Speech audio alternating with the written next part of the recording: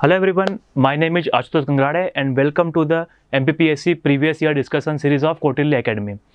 आज हम लोग वापस से 2019 के MPPSC के क्वेश्चन पेपर को डिस्कस करेंगे, जिसमें हम लोग टॉपिक वाइज डिस्कस कर रहे हैं। तो आज हम लोग MP और हिस्ट्री के साथ में जियोग्राफी को कवर करने वाले हैं।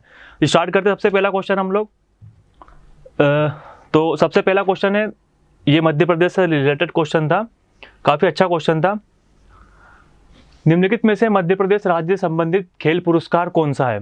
विच of the following sports award is related to Madhya Pradesh. सब क्वेश्चन को समझिए, आप यहाँ पर स्पोर्ट्स अवार्ड लिखा हुआ है, मतलब जो खेल से संबंधित है।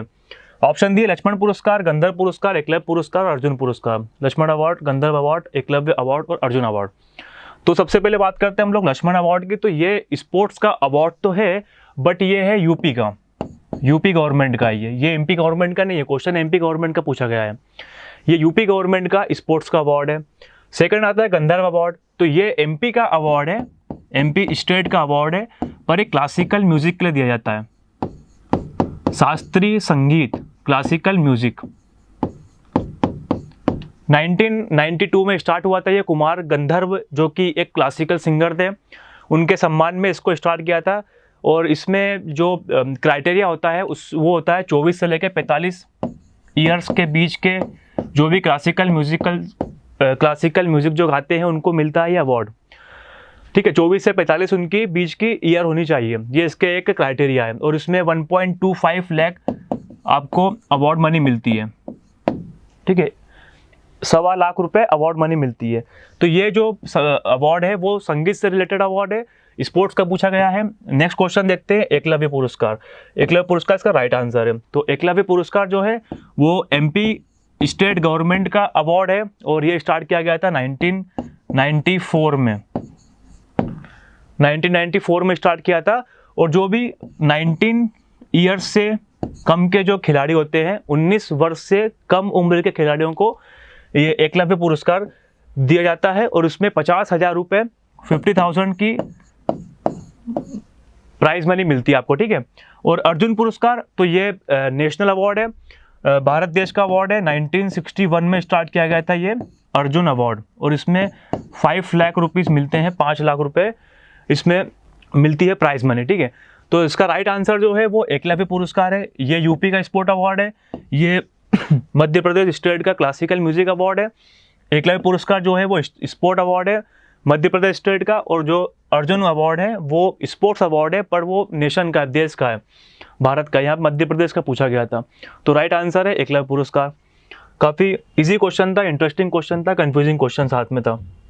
नेक्स्ट क्वेश्चन इज, निम्नलिखित वाक्यों पर विचार कीजिए। Consider the following statements. First, Mandu Dhar जिले में स्थित है।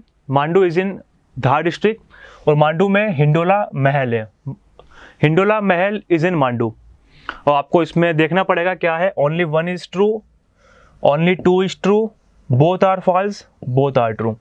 तो ये तो सही है कि मांडू जो है वो धार जिले में हम पढ़ते हैं इसको हिस्ट्री में।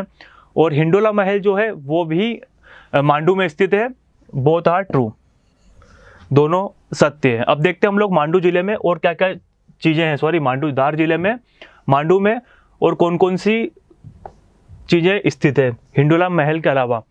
तो रानी रूपमती महल, बाज बहादुर महल काफ़ी इंपॉर्टेंट है। ये बनाया था सुल्तान नासिरुद्दीन शाह ने। मैंने आगे नोट डाउन भी कर दिया किसने बनाया था और कहाँ पर है। तो ये सारी चीज़ें जो है मांडू में है, सारी चीज़ें मांडू में स्थित है। ये मांडू का किला, दिल्ली दरवाजा, हिंडोला महल जो अभी हमने क्वेश्चन में आया था पिछले, दरबार हॉल ये बनाया था हुसैन शाह ने। जहाज महल ये बनाया था गयासुद्दीन तुगलक। ये क्वेश्चन भी MPPSC 2019 में पूछा जा चुका है, जिसको हालांकि MPPSC ने डिलीट कर दिया था। क्यों? क्योंकि ये क्वेश्चन का ऑप्शन में गयासुद्दीन तुगलक था ही नहीं, और एक्चुअल में गयासुद्दीन तुगलक ने बनाया था जहाज महल। हुसैन शाह की कब्र ये बनाई थी महमूद खिलजी ने। अशरफी महल, नीलकंठ महल, जामी महल, हाथी महल, दाई का महल, जामनिया महल, नगरिया, जहांगीर दरवाजा, आलमगीर दरवाजा, रामपुर दरवाजा, तारापुर दरवाजा, जामा मस्जिद, मलिक महद की मस्जिद, दरिया खान की मज़ार, ये सभी जो प्लेसेस है ये सभी के सभी स्थित है मांडू में। काफ़ी इंपॉर्टेंट क्वेश्चन हो जाता है। ठीक है, और ये क्वेश्चन तो पूछ चुके हैं अभी हिंडोला महल, और ये क्वेश्चन भी पूछ चुके हैं 2019 के पेपर में। आगे डिस्कस करेंगे हम इसके बारे में। अब तो नेक्स्ट क्वेश्चन देखते हैं इसके बाद फिर। मध्य प्रदेश वित्त निगम का मुख्यालय है, headquarter of Madhya Pradesh finance corporation is Indore. इसका राइट आंसर है इंदौर। 1955 में इसको स्टैब्लिश किया गया था, इसको स्थापित किया गया था 1955 में। इसका राइट आंसर है इंदौर। हालांकि इसमें अधिकतर लोगों ने भोपाल पे टिक किया होगा, मैं जानता हूँ, बट इसका राइट आंसर है इंदौर। देखते हैं next question. Next question is, ये क्वेश्चन में काफ़ी अच्छा था। निम्नलिखित में से कौन सा जलप्रपात नर्मदा नदी पर नहीं है? Out of the following which waterfall is not on river Narmada. तो नर्मदा नदी पर कौन कौन से जलप्रपात बने, सबसे पहले हम बात करते हैं ये कपिलधारा जलप्रपात, जो कि अनूपपुर डिस्ट्रिक्ट में है, अनूपपुर जिले में स्थित है, और इसकी जो हाइट है वो 15 मीटर है, 15 मीटर। तो ये बना हुआ है नर्मदा पर। सेकेंड वन भालकुंड, ये बना हुआ है बीना नदी पर, बीना रिवर, और लोकेशन कहाँ है इसकी? सागर जिले में। सागर जिले में बीना नदी के ऊपर भालकुंड जलप्रपात बना हुआ है, भालकुंड वाटरफॉल बना हुआ है, जिसकी टोटल हाइट है 38 मीटर। काफ़ी अच्छी जगह है ये देखने वाली। उसके बाद आता है दुग्धधारा, ये बना हुआ है नर्मदा नदी पर, और ये भी अनूपपुर डिस्ट्रिक्ट में है, और इसकी हाइट भी सेम 15 मीटर है। और लास्ट वन भेड़ाघाट, ये है जबलपुर में, और ये भी स्थित है नर्मदा नदी के ऊपर। टोटल हाइट है इसकी 30 मीटर। काफ़ी अच्छी जगह है भेड़ाघाट भी, संगमरमर फेमस है यहाँ पे। जो अशोका पिक्चर है उसकी शूटिंग यहाँ पर हो चुकी, काफ़ी पिक्चरों की शूटिंग भी हुई यहाँ पर भेड़ाघाट पे। काफ़ी अच्छी जगह है ये, ठीक है। तो सिंपल सा क्वेश्चन था, तो जलप्रपात नर्मदा नदी पर नहीं है, तो भालकुंड इसका राइट आंसर है। भालकुंड जलप्रपात नर्मदा नदी पर स्थित नहीं है। बाकी कपिलधारा अनूपपुर में है नर्मदा पर, दुग्धधारा अनूपपुर में नर्मदा पर, और भेड़ाघाट जबलपुर में है नर्मदा नदी पर, ठीक है। ये मैंने लिखा हुआ एक बार और नोट देख लीजिएगा आप लोग। नेक्स्ट क्वेश्चन, मध्य प्रदेश राज्य घुड़सवारी एकेडमी की स्थापना कब की गई थी? तो इसका राइट आंसर है 2007 में। और इसका जो हेडक्वार्टर, मतलब कहाँ पर ये एकेडमी, तो ये एकेडमी है भोपाल, भोपाल में है ये मध्य प्रदेश राज्य घुड़सवारी एकेडमी। 2007 में इसकी स्थापना की गई थी, और ये भोपाल में स्थित है। नेक्स्ट क्वेश्चन देखते हैं। मध्य प्रदेश के निम्नलिखित शहरों में से किसकी जनसंख्या 2011 की जनगणना के अनुसार 10 लाख से अधिक नहीं है? तो इसका जो राइट आंसर है वो उज्जैन है। उज्जैन की जनसंख्या जो है, शहर की बात चल रही है, डिस्ट्रिक्ट की बात नहीं चल रही है। एक्चुअली भोपाल डिस्ट्रिक्ट की जनसंख्या है वो लगभग 24 लाख के आसपास है, लेकिन ये पूरे भोपाल जिले की है।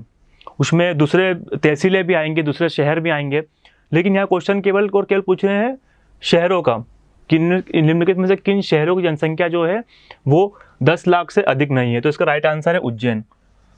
उज्जैन की जनसंख्या जो है वो 10 लाख से अधिक नहीं है, लगभग 7.5-8 के आसपास इसकी जनसंख्या है। नेक्स्ट क्वेश्चन देखते हैं अब हम लोग। ये क्वेश्चन बड़ा इंटरेस्टिंग लगा था मुझे। इस क्वेश्चन का आंसर जो है वो इसी पेपर में दिया हुआ है। अगर आपने पेपर को अच्छे से पढ़ा होगा MPPSC 2019 के, तो इस क्वेश्चन का आंसर इसी क्वेश्चन के पेपर में ही कहीं दिया हुआ था, ठीक है। तो बोधन दोहा किसका सेनापति था? सॉरी, इसके जो नेक्स्ट क्वेश्चन आएगा वो बोधन दोहा किसका सेनापति था? तो बोधन दोहा वाज द कमांडर सेनापति ऑफ, जो नेक्स्ट क्वेश्चन आएगा उसकी बात करूंगा मैं, ये सॉरी मैंने गलत बोल दिया। तो शाहगढ़ के राजा बख्तवली का, बानपुर के राजा मर्दन सिंह का, हीरापुर के राजा हृदय शाह का, झांसी की रानी लक्ष्मीबाई का। सबसे पहले बात करते हैं हम लोग शाहगढ़ कहाँ पर है ये, तो जानते हैं हम लोग इनके नाम क्या क्या है और मतलब कहाँ से रिलेट करते हैं ये। तो जो शाहगढ़ है वो स्थित है सागर जिले में, सागर में है। और सागर के बारे में एक बात और है कि जब एक अंग्रेज है जिनका नाम अगर आपने सुना हो, 1835 में एक अंग्रेज थे कर्नल स्लीमैन, जिनके नाम पर एक स्लीमानाबाद शहर भी है, अपने मध्य प्रदेश में ही है। तो कर्नल स्लीमैन सागर पहुंचे थे और इन्होंने शाहगढ़ के बारे में अपनी एक बुक रिबेल्स एंड डिक्लेक्शन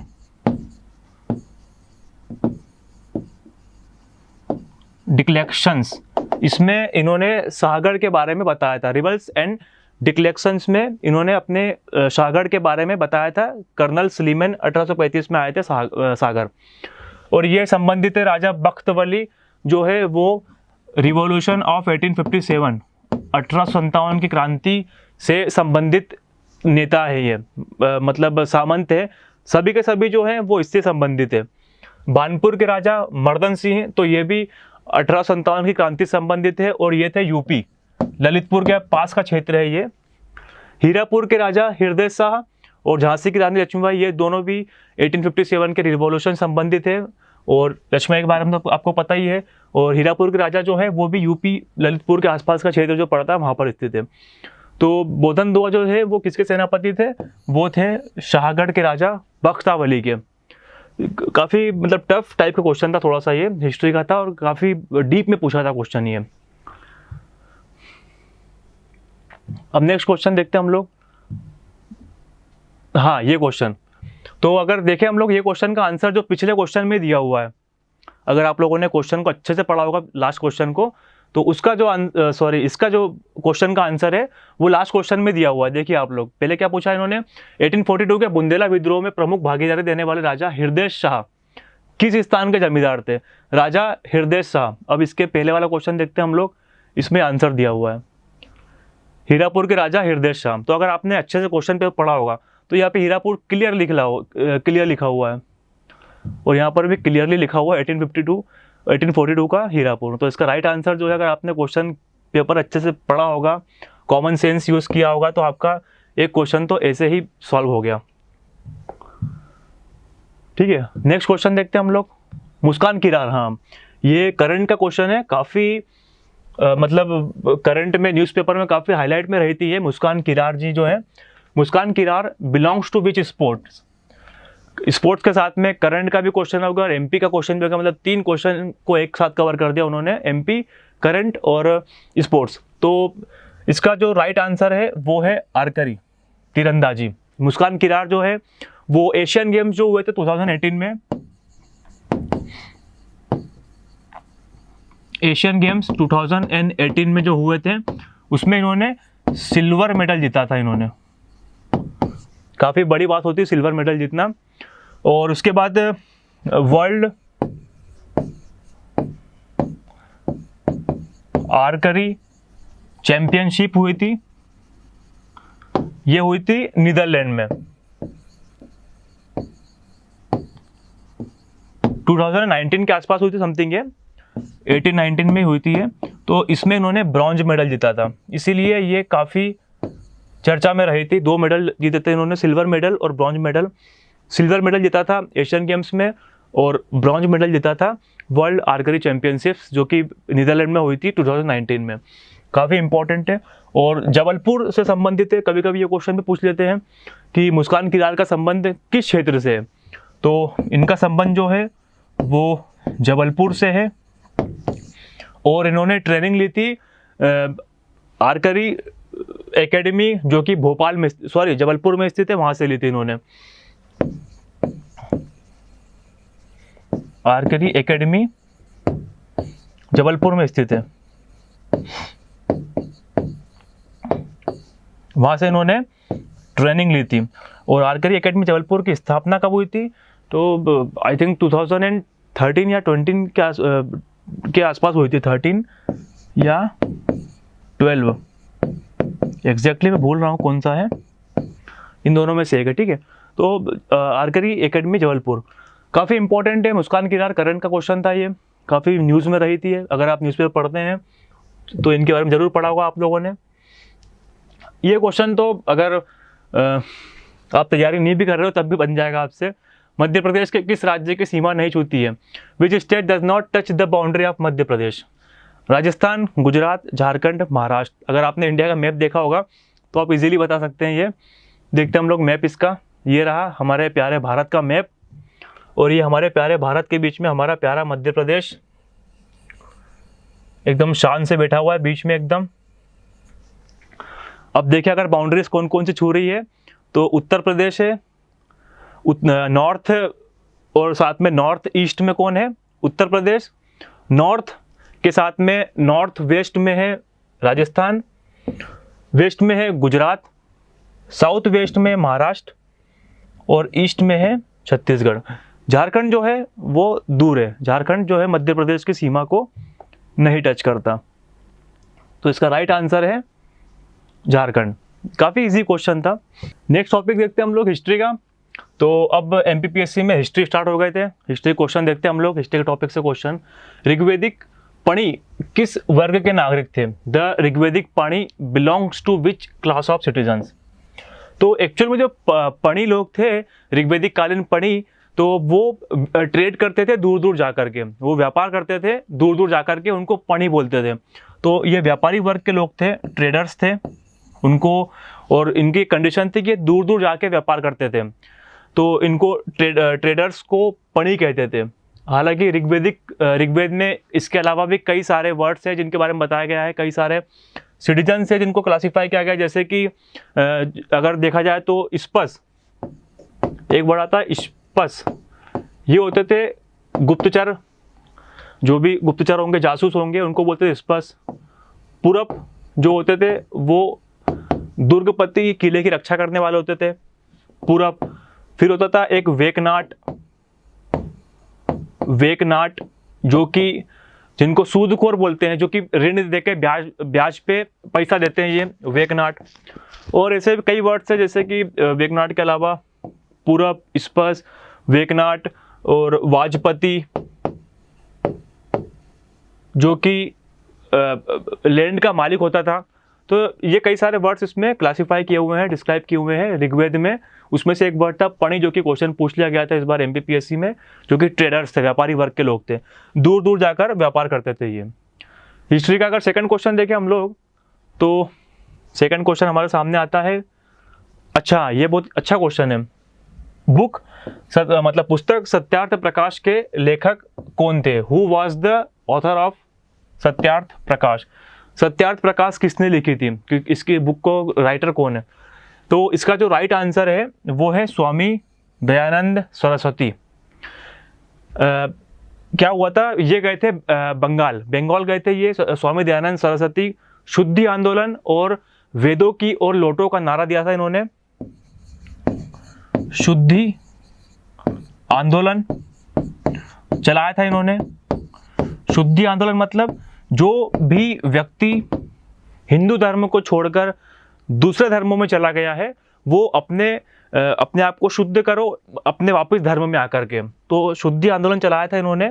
इसके अलावा वेदों की और लोटों का नारा दिया था इन्होंने कहा था कि जो कर्मकांड, पाखंड वगैरह धर्म में काफ़ी स्थापित हो गए हैं, तो उनको समाप्त करो और वेदों की ओर वापस लौटो। जो वेदों में कहा गया है आप उनको करो, जो फालतू मतलब जो ब्राह्मण या पंडित वगैरह बताया उनकी बातों को ध्यान मत दो, वेदों में जो लिखा है आप वो करो।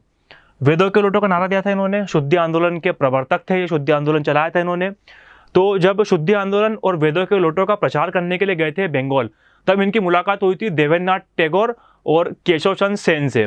केशव चंद्र सेन और देवेंद्रनाथ टैगोर से इनकी मुलाकात हुई थी, जो कि ब्रह्म समाज में थे उस टाइम पर। तो उन्होंने इनको कहा था कि आप एक बुक लिखिए, आप एक कुछ पब्लिश कीजिए अपने वेद से रिलेटेड। तो इन्होंने फिर सत्यार्थ प्रकाश नाम की एक बुक लिखी थी, सत्यार्थ प्रकाश। और 1875 में इन्होंने आर्य समाज की स्थापना भी की थी। काफ़ी इंपॉर्टेंट क्वेश्चन हो जाता है ये भी। 1875 आर्य समाज की स्थापना की थी। स्वामी दयानंद सरस्वती के गुरुजी का नाम था विरजानंद महाराज। विरजानंद महाराज, ये क्वेश्चन भी पूछ लेते हैं कभी कभी कि विरजानंद महाराज के शिष्य का नाम या फिर स्वामी दयानंद सरस्वती के गुरु का नाम। विरजानंद महाराज था इनके गुरु का नाम, स्वामी दयानंद सरस्वती के। और 1875 में इन्होंने आर्य समाज की स्थापना की थी। शुद्धि आंदोलन का प्रवर्तक थे ये, और वेदों की और लोटों का नारा दिया था इन्होंने। अब बाकी का हम ऑप्शन देखते हैं। स्वामी श्रद्धानंद, स्वामी श्रद्धानंद जो है वो अगर कहा जाए 1856 में जन्म हुआ था इनका। 1856 से लेकर के 1926 में इनका एसेसिनेशन हो गया था, हत्या कर दी थी अब्दुल राशिद नाम के व्यक्ति ने। हाँ, 1856 में जन्म हुआ इनको एक तरीके से कह सकते हैं कि आर्य समाज के दूसरे संस्थापक बोल सकते हैं इनको। स्वामी दयानंद सरस्वती से काफ़ी प्रभावित थे और इनका जो मूल नाम था वो था महात्मा राम मुंशी विज, इनका एक्चुअल नाम था महात्मा मुंशी राम विज, इनका एक्चुअल नाम था। और बाद में इनको उपाधि मिली थी स्वामी श्रद्धानंद की। स्वामी दयानंद सरस्वती से काफ़ी प्रभावित थे ये, इसलिए इन्होंने आर्य समाज को ज्वाइन किया। आर्य समाज को ज्वाइन किया, लेकिन स्वामी दयानंद सरस्वती की मृत्यु हो गई थी। उसके बाद बनते हैं अध्यक्ष, मैं नाम भूल रहा हूँ उनका, तेजपाल सिंह ऐसा कुछ नाम है। वो अध्यक्ष बनते हैं आर्य समाज के। तो वो चाहते थे कि जो वेस्टर्न एजुकेशन है उसको भी अपनाया जाए, लेकिन जो स्वामी श्रद्धानंद थे वो कहते थे कि अगर हम वेस्टर्न एजुकेशन को अपना लेंगे तो हमारा आर्य समाज का जो मूल तत्व है, जो हमारा बेसिक स्ट्रक्चर है, वही खत्म हो जाएगा। हम लोग तो हमारा जो कल्चर है, इंडियन कल्चर, हम उसको प्रमोट कर रहे हैं, आप पर वेस्टर्न एजुकेशन को शामिल करने की बात कर रहे हैं, तो हमारा जो बेसिक स्ट्रक्चर है, मूल तत्व है, वो समाप्त हो जाएगा। तो इनका इनसे मतभेद हो गया, तेजलाल सिंह से मतभेद हो गया, और इन्होंने फिर हरिद्वार में आर्य समाज छोड़ दिया, आर्य समाज की मतलब सदस्यता त्याग दी, और फिर हरिद्वार गए, वहाँ पर एक गुरुकुल की स्थापना की स्वामी श्रद्धानंद ने। इनका जो एक्चुअल नाम था वो था महात्मा मुंशी राम विज, ठीक है। 1926 में फिर इनका एसेसिनेशन कर दिया। एक व्यक्ति थे अब्दुल राशिद नाम के, उन्होंने। सेकंड है महर्षि D.K. कर्वे, इनका जो अगर फुल फॉर्म देखें तो धुंधो केशव कर्वे इनका एक्चुअल नाम था। सोशल रिफॉर्मर थे, वुमेन एम्पावरमेंट के लिए काम करते थे, वुमेन वेलफेयर के लिए काम करते थे, महिला सशक्तिकरण के लिए, नारी उत्थान के लिए काम करते थे, काफ़ी काम किए इन्होंने। और सबसे बड़ी उपलब्धि इनकी ये है कि इनको 1958 में भारत रत्न पुरस्कार दिया गया था। मतलब छोटे मोटे आदमी तो होंगे नहीं, है भारत रत्न मिलना मतलब काफ़ी बड़ा चीज़ है। पंडित श्री राम शर्मा आचार्य 1911 में जन्म हुआ और 1990 में इनकी मृत्यु। सबसे बड़ी उपलब्धि इनकी है कि जो गायत्री परिवार होता है, गायत्री मंदिर जो हम देखते हैं, गायत्री परिवार, उसके संस्थापक है ये। अगर आप देखेंगे शहरों में, गाँव में, तो आज भी एक गायत्री परिवार होता है। हर गांव, हर शहर में लगभग होता ही है ये। तो उस गायत्री परिवार के संस्थापक थे श्री राम शर्मा आचार्य, ठीक है। तो इसका जो राइट आंसर था वो था स्वामी दयानंद सरस्वती, सत्यार्थ प्रकाश नाम की पुस्तक के ऑथर थे, लेखक थे, ठीक है। अच्छा क्वेश्चन था ये। और ये क्वेश्चन भी अगर देखा जाए तो मध्य प्रदेश से रिलेटेड भी है ये क्वेश्चन, और ये क्वेश्चन हिस्ट्री से रिलेटेड भी है। रेशम बुनकरों की श्रेणी की जानकारी निम्नलिखित किस शिलालेख से मिलती है?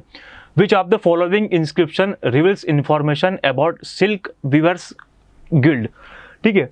तो ये रेशम बुनकर की श्रेणी जो है उसकी जानकारी अगर देखा जाए तो ये क्वेश्चन MP से रिलेटेड भी कर सकते हैं आप, और हिस्ट्री से भी कर सकते हैं रिलेट इसको। MP से ऐसे कर सकते हैं क्योंकि ये दशपुर का शिलालेख है, और दशपुर का शिलालेख कहाँ पर है? ये है MP में, मध्य प्रदेश में, मंदसौर जिले में सोंधनी नामक स्थान पर। और ये मध्य प्रदेश के ही एक राजा हैं, ओलिकर वंश के राजा, ओलिकर वंश के राजा हुए थे एक, ओलिकर डायनेस्टी के राजा थे एक, जिनका नाम था यशोधर्मन। इन्होंने बनाया था इसको 530 ईस्वी में, लगभग 6वीं शताब्दी, 6th सेंचुरी में बनाया था इसको। और ये यही यशोधर्मन है जिन्होंने हुण राजा मिहिरकुल को हराया था। मिहिरकुल एक हुण शासक था, उनको यशोधर्मन ने परास्त किया था, और इसी के उपलक्ष्य में इन्होंने दशपुर में एक शिलालेख जारी किया था, एक शिलालेख लगवाया था, जो कि मंदसौर जिले के सोंधनी नामक स्थान पर है। तो ये क्वेश्चन अगर देखा जाए तो मंदसौर जिला तो MP में, मतलब MP में भी हम ओलिकर वंश जो है, अगर मध्य प्रदेश के हम राजवंश पढ़ते हैं तो उसमें ओलिकर वंश के बारे में पढ़ते हैं हम हिस्ट्री में, तो ये रिलेट कर सकते हैं इसको MP से भी और हिस्ट्री से भी, ठीक है। जो प्रयाग प्रशस्ति है, जो वो समुद्रगुप्त ने बनाई थी, समुद्रगुप्त के समय की है ये। एरन शिलालेख जो है वो भी सागर जिले का है, भानुगुप्त से संबंधित है, और सती प्रथा का प्रथम प्रमाण मिलता है ये। अपने समुद्रगुप्त के दरबारी कवि थे हरिसेन, उन्होंने लिखवाई थी ये प्रयाग प्रशस्ति, हरिसेन ने। एरन शिलालेख जो है वो गुप्तकालीन है और भानुगुप्त संबंधित है। और इसमें सागर जिले में है। सती प्रथा का प्रथम साक्ष्य मिलता है यहाँ पर। हाथी गुम्फा अभिलेख खारवेल राजा कलिंग से संबंधित है, ये उड़ीसा में स्थित है। तो ये शिलालेख जो है वो एक्चुअल इसका आंसर है दशपुर शिलालेख। नेक्स्ट क्वेश्चन देखते हैं, चंड प्रगोत। अगर ये क्वेश्चन फिर देखा जाए हम तो ये भी एमपी से रिलेटेड है, लेकिन अगर देखें तो हिस्ट्री से भी है। चंड प्रगोत किस प्राचीन गणराज्य के राजा थे? Chanda Pradyot was ruler of which ancient republic? MP के क्वेश्चन भी है और हिस्ट्री का भी है। तो ये संबंधित है अवंती से। अवंती, अगर आप लोगों ने बौद्ध ग्रंथ अंगुत्तर निकाय में जब 16 महाजनपद की जानकारी मिलती है, हिस्ट्री में पढ़ा होगा आप लोगों ने कि जो अंगुत्तर निकाय है बौद्ध ग्रंथ और भगवती सूत्र है जैन ग्रंथ, इनको जब हम लोग देखते हैं तो उसमें 6ठी शताब्दी ईसा पूर्व में 6 BC 6ठी शताब्दी ईसा पूर्व में हमको 16 महाजनपद की जानकारी मिलती है, जिसमें से एक था मध्य प्रदेश में अवंती जनपद। हालांकि 2 थे मध्य प्रदेश में, एक था चेदी और एक था अवंती, लेकिन हम चेदी की बात अभी नहीं करेंगे क्योंकि चेदी अभी ऑप्शन में है ही नहीं। उन 16 महाजनपद में से एक था अवंती। अवंती जनपद इतना बड़ा था, इतना विशाल था कि इसकी 2 राजधानियां थी। उत्तर में थी इसकी उज्जैनी और दक्षिण में थी माहेश्मती। उत्तर में थी इसकी उज्जैनी और दक्षिण में थी इसकी माहेश्मती। बेतवा नदी इन दोनों को विभाजित करती थी, दोनों राजधानियों को, उज्जैनी और माहेश्मती को। तो इसका जो एक्चुअल आंसर है वो अवंती है। और जो चंड प्रद्योत है वो गौतम बुद्ध के समकालीन थे। ये जब एक डिजीज जो पांडु रोग जिसको बोलते हैं उससे मतलब इन्फेक्टेड थे, तब काफ़ी इन्होंने उसका काफ़ी लोगों ने, काफ़ी डॉक्टर्स ने, काफ़ी चिकित्सकों ने इसका इलाज किया, लेकिन वो ठीक नहीं हो रहा था। तब मगध के राजा थे बिंबिसार, इन्होंने अपने राजवैद्य जो था उनका जीवक नाम का, उसको भेजा था इनके इलाज के लिए और जीवक से ये ठीक हो गए थे। जीवक के इलाज के बाद ठीक हो गए थे चंड प्रद्योत। प्रद्योत डायनेस्टी के थे राजा, ये काफ़ी इंपॉर्टेंट है चंड प्रद्योत, ठीक है। तो ये अवंती के राजा थे। नेक्स्ट क्वेश्चन देखें अगर हम लोग, तारीख फिरोज शाही, इसमें 2 ऑप्शन दिए हैं एमपीपीएससी ने।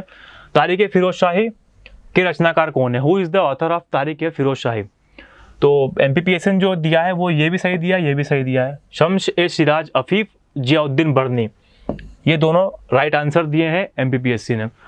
लेकिन अगर एक्चुअल देखा जाए तो जियाउद्दीन बर्नी थे, तारीख ए फिरोज शाही के जियाउद्दीन बर्नी, इन दोनों का राइट आंसर दिया है एमपीपीएससी ने, ठीक है।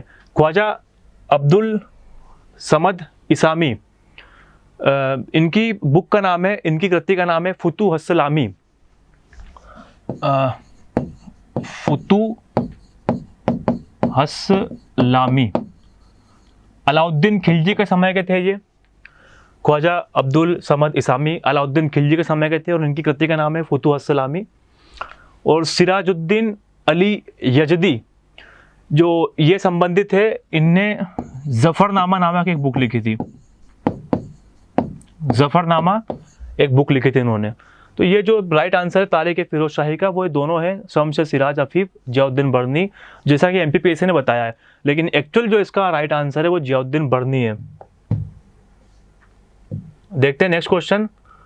ये क्वेश्चन भी कई बार पूछ चुके हैं एग्जाम्स में, कई बार पूछ चुके हैं। तो हिंदू विधवा पुनर्विवाह अधिनियम किस वर्ष पारित हुआ? The Hindu window remarriage act was passed in which year? ठीक है, तो इसका जो राइट आंसर है 1856 में हुआ था। लॉर्ड कैनिंग,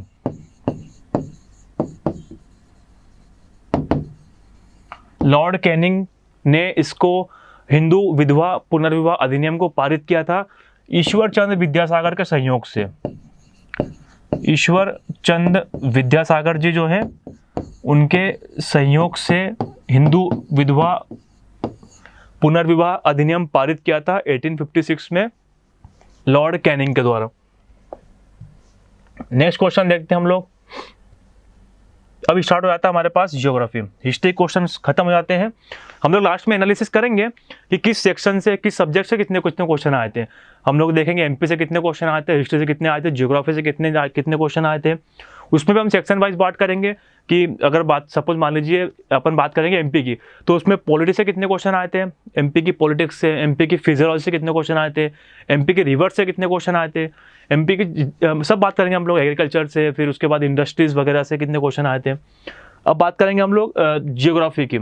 जियोग्राफी में देखते हैं हम लोग क्वेश्चंस टॉपिक वाइज के अंतर्गत। हिस्ट्री हमारा खत्म हो गया है, हिस्ट्री में इतने क्वेश्चन पूछे थे, अब जियोग्राफी बात करते हैं। तो हिमालय के किस भाग पर करेवा भू आकृति पाई जाती है? In which part of Himalayas is Karewa landform found? तो सबसे पहले बात करते हैं हम करेवा होती है एक्चुअली में। तो करेवा जो है वो झील के निक्षेप होते हैं, झील के निक्षेप होते हैं।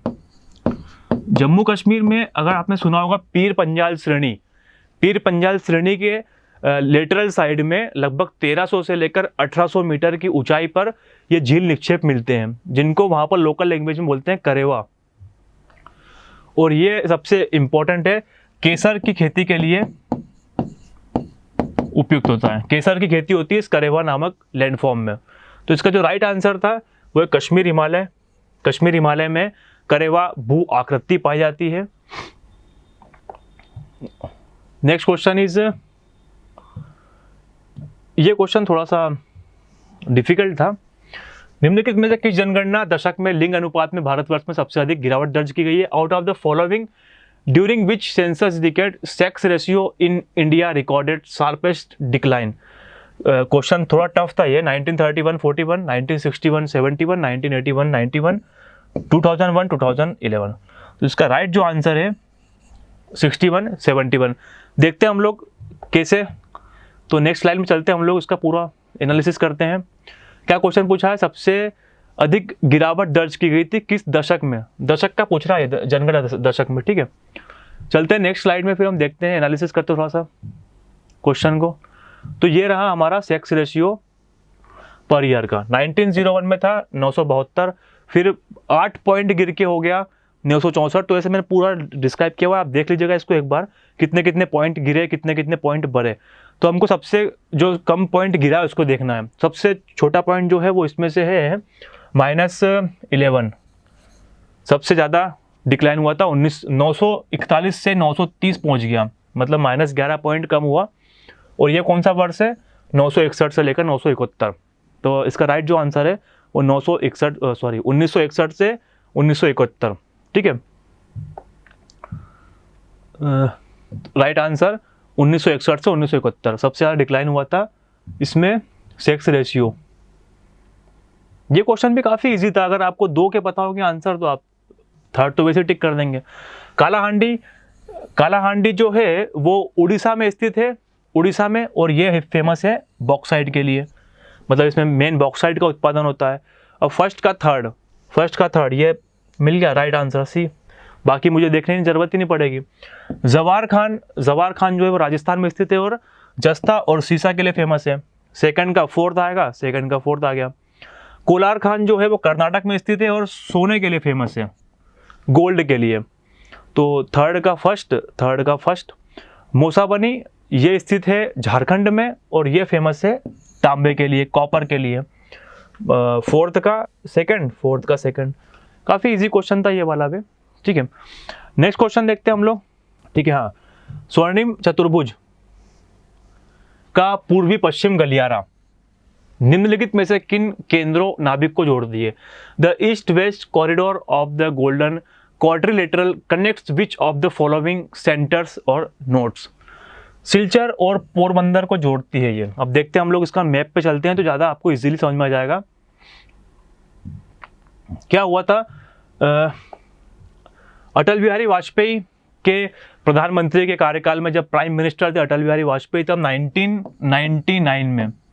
1999 में इन्होंने भारत के 4 बड़े महानगर जिनके नाम है दिल्ली, मुंबई, चेन्नई और कोलकाता, इन चारों को जोड़ने के लिए 4 लेन 6 लेन रोड से जोड़ने के लिए एक योजना प्रस्तावित की थी। दिल्ली से हम कोलकाता जोड़ेंगे, दिल्ली से हम मुंबई जोड़ेंगे, मुंबई से हम चेन्नई जोड़ेंगे और चेन्नई से हम कोलकाता जोड़ेंगे। अब दिखने में ये एकदम चतुर्भुज जैसा लग रहा है, क्वाड्रिलेटरल लग रहा है, तो इसका नाम रख दिया था गोल्डन क्वाड्रिलेटरल कॉरिडोर। स्वर्णिम चतुर्भुज योजना 1999 में इसको प्रस्तावित किया था। 2001 में इसका काम स्टार्ट हुआ था। टोटल लेंथ लगभग 5800 के समथिंग है 5846 किलोमीटर के आसपास इसकी टोटल लेंथ है। और भारत की सबसे बड़ी योजना है ये। अगर इसकी बात रोड की बात करें, भारत की सबसे बड़ी योजना है और विश्व की 5वीं सबसे बड़ी योजना है ये। 5th नंबर पे आती है विश्व में और भारत में सबसे बड़ी योजना है ये। ठीक है, चारों महानगर को जोड़ेंगे इस योजना के थ्रू। तो इसका पूर्व पश्चिम गलियारा जो है वो सिलचर से पोरबंदर को जोड़ेगा। ठीक है, सिलचर से पोरबंदर को, इसका राइट आंसर है सिलचर से पोरबंदर को।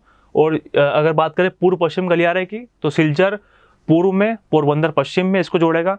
और अगर क्वेश्चन आता है उत्तर दक्षिण गलियारा किसको जोड़ेगा, उत्तर दक्षिण, नॉर्थ साउथ गलियारे में कौन कौन आएगा, तो उसमें आएगा श्रीनगर, श्रीनगर से कन्याकुमारी, श्रीनगर से कन्याकुमारी सबसे इसका नॉर्थ और साउथ पोर्शन रहेगा। इजी क्वेश्चन था ये भी। नेक्स्ट क्वेश्चन देखते हैं हम लोग। ये क्वेश्चन भी अगर आप लोगों को थोड़ा सा कॉमन सेंस लगाते हैं तो ये क्वेश्चन भी इजी था। सूची 1 और सूची 2 को सम्मिलित कीजिए, अब नीचे दिए गए कोड को सही चुनिए।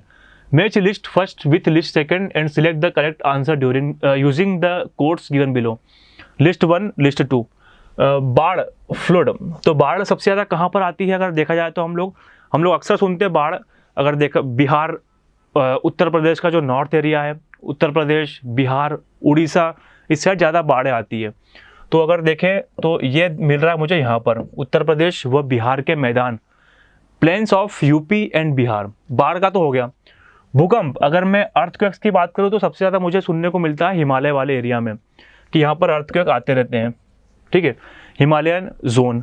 सूखा, अगर सूखे की बात करूँ मैं तो अगर मध्य प्रदेश में भी देखें हम लोग तो सूखा एरिया कौन सा है, उत्तर वाला एरिया, नॉर्थ और नॉर्थ वेस्ट वाला एरिया। और उधर जाएंगे हम तो राजस्थान का जो एरिया लगेगा, मतलब कौन सा, पश्चिम और मध्य भारत के क्षेत्र। मध्य भारत में हमारा एमपी भी आता है। मध्य भारत का पठार अगर आप लोग पढ़ा होगा तो west and central India zone, तो ये मिल जाएगा इससे। और सुनामी, सुनामी कहाँ आएगी, सुनामी तो जापान में सुनते हैं हम लोग, और जापान कहाँ पर है, पूरा समुद्र किनारे, तो कहाँ पर आएगा ये, भारत का दक्षिण तटीय क्षेत्र, southern coastal area of India coasts, इससे ये मिल जाएगा। तो राइट आंसर फर्स्ट का सेकंड, सेकंड का फर्स्ट, फर्स्ट का सेकंड, सॉरी बाढ़ का सेकंड, और ये फर्स्ट ही, सॉरी थोड़ा मिसप्रिंट हो गया होगा शायद, ये फर्स्ट का सेकंड, बाढ़ का उत्तर प्रदेश, फर्स्ट का सेकंड, सेकंड का फर्स्ट, और थर्ड फोर्थ। ठीक है, तो ए इसका राइट आंसर हो जाएगा। देख लीजिएगा आप लोग, थोड़ा सा प्रिंटिंग मिस्टेक हो गई यहाँ पर। ठीक है, नेक्स्ट क्वेश्चन, ये भी काफ़ी मतलब कॉमन सेंस यूजिंग क्वेश्चन था। अगर कॉमन सेंस आपने यूज़ किया होगा तो ये क्वेश्चन इजीली कर देते आप। नेक्स्ट क्वेश्चन इज, निम्नलिखित में से कौन सा समूह सही नहीं है, out of the following which combination is incorrect.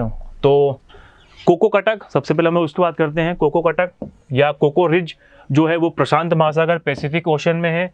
वेल्विस Cuttack, वेल्विस ridge जो कि अंध महासागर या अटलांटिक ओशन में है।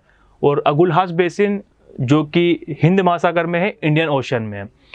टेलीग्राफिक पठार जो है वो अटलांटिक ओशन में है, अटलांटिक महासागर में है। 55 डिग्री नॉर्थ लेटीट्यूड, 55 डिग्री उत्तरी अक्षांश के पास जाकर के जो अटलांटिक महासागर है वो थोड़ा चौड़ा हो जाता है, उसको ही बोलते हैं टेलीग्राफिक पठार। हिंद महासागर जो है वो गलत है, यहाँ पर आएगा अटलांटिक महासागर। ठीक है, नेक्स्ट क्वेश्चन, भारत का अपने पड़ोसी देशों के मध्य अंतरराष्ट्रीय सीमा के विस्तार का आरोही क्रम है। एसेंडिंग ऑर्डर लिखना है आपको, बढ़ता क्रम लिखना है, मतलब सबसे पहले सब छोटा आएगा, फिर उससे बड़ा, फिर उससे बड़ा, फिर उससे बड़ा। तो देखते हैं हम लोग, जो इसका सेकंड ऑप्शन लग रहा है मुझे वो सही होगा। नेपाल की सीमा जो है वो 1751 किलोमीटर जुड़ती है मध्य प्रदेश, भारत से, इंडिया से। पाकिस्तान की जो बाउंड्री है वो है लगभग 3323 किलोमीटर के आसपास है। चीन की सीमा लगभग 3400 किलोमीटर के आसपास है। और बांग्लादेश की जो बाउंड्री है वो इंडिया से जुड़ती है 4096 किलोमीटर। देख लेते हैं मैप पे हम एक बार, ये तो आपको ज़्यादा क्लियर हो जाएगा। ये है हमारा सबसे छोटा नेपाल। यहाँ पे ऑप्शन में कहाँ दिया हुआ नेपाल, नेपाल दिया हुआ ये, हाँ ये नेपाल 1751 1751 किलोमीटर बताया मैंने आप लोगों को अभी। फिर हम अभी हम ऑप्शन की बात करेंगे केवल। फिर पाकिस्तान 3323 किलोमीटर, ये पाकिस्तान का एरिया 3323 किलोमीटर। फिर आता है हमारा चीन, तो चीन का एरिया यहाँ से स्टार्ट हो जाता है ये, और यहाँ पे आ जाता है नेपाल, और यहाँ पे स्टार्ट हो जाता है ये। कितना हो गया टोटल 3488 किलोमीटर। और लास्ट वन सबसे बड़ा है बांग्लादेश 4096 किलोमीटर, ये रहा बांग्लादेश, ठीक है। उसके अलावा देखा कर तो म्यांमार यहाँ पर स्थित है 1643 किलोमीटर, भूटान 700 किलोमीटर, और अफगानिस्तान भी यहाँ पर आएगा ऑप्शन में। अफगानिस्तान ये रहा, ये है अफगानिस्तान ऊपर का हिस्सा, 106 किलोमीटर मात्र बाउंड्री शेयर होती है हमारी। लेकिन अभी अफगानिस्तान चूंकि पीओके के ऊपर कब्जा पाकिस्तान का, पीओके उसके पास है, तो अफगानिस्तान को अगर काउंट नहीं करेंगे, हालांकि वो अफगानिस्तान काउंट होगा क्योंकि पीओके भारत का हिस्सा है। तो यहाँ पर पीओके का हिस्सा, ये जम्मू कश्मीर का जो हिस्सा है पीओके, ये अभी फिलहाल तो इनके पास है, पाकिस्तान के पास है, लेकिन जल्दी अपन ले लेंगे उनसे, कोई दिक्कत नहीं है उसमें। तो यहाँ पे जो बाउंड्री शेयर होती है वो 100 किलोमीटर होती है। और बाकी जो बचा, बांग्लादेश देख लिया, म्यांमार देख लिया, भूटान देख लिया, पाकिस्तान देख लिया, अफगानिस्तान देख लिया, चीन देख लिया, ठीक है। तो इसका जो राइट आंसर था वो था नेपाल, फिर आएगा पाकिस्तान, फिर आएगा चीन, फिर आएगा Bangladesh. B is right answer. तो ये देखा हम लोगों ने आज के सीरीज में एमपी, हिस्ट्री और जियोग्राफी के बारे में। नेक्स्ट सीरीज में हम लोग वापस से एमपी और साइंस टेक बचा हुआ है, अभी हमारा मिसलेंस बचा हुआ है, करंट अफेयर्स बचा हुआ है, इनको डिस्कस करेंगे। Thanks for watching it.